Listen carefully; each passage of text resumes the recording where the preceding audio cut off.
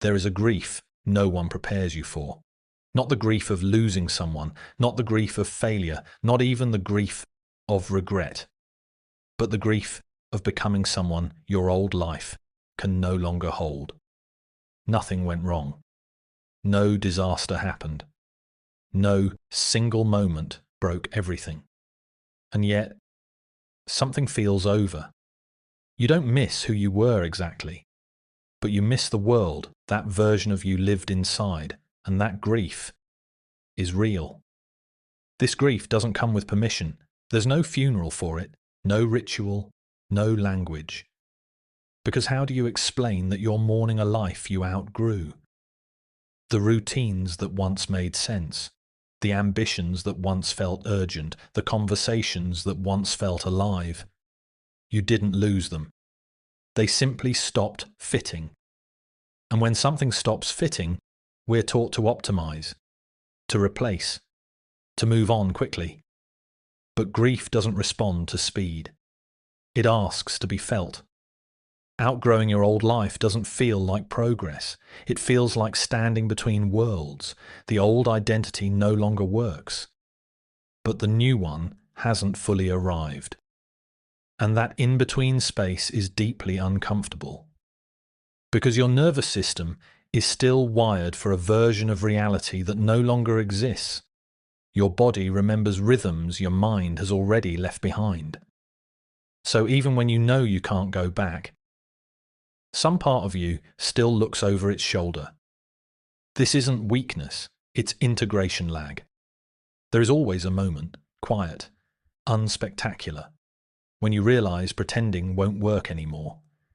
You try to re-enter old conversations, old goals, old environments, and they feel hollow, not painful, just empty.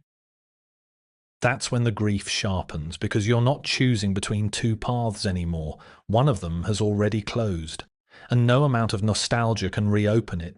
You're not grieving what you lost, you're grieving what can no longer be lived. This is why so many people mistake this grief for depression, because nothing looks wrong from the outside.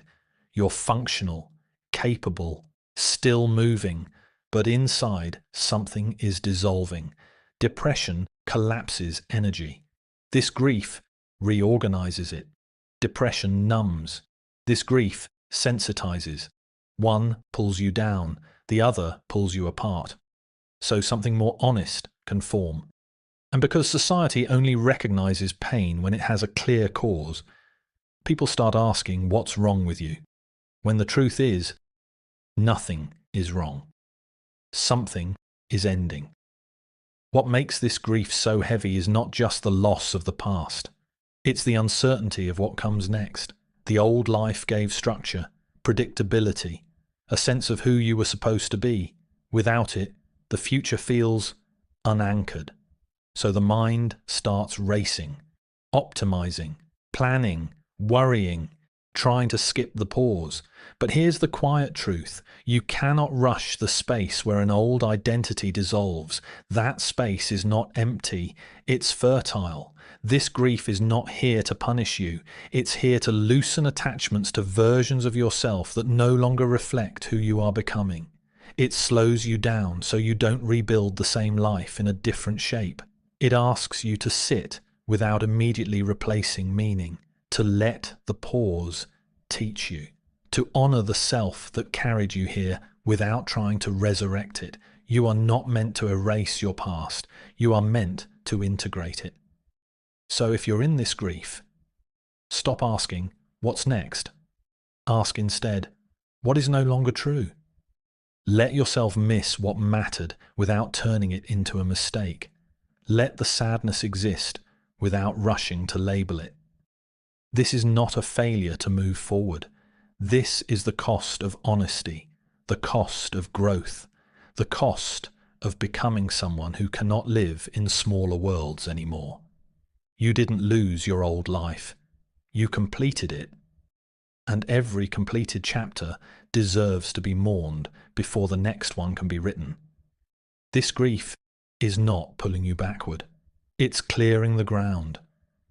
And when you're ready, something quieter truer, and more aligned will begin to grow.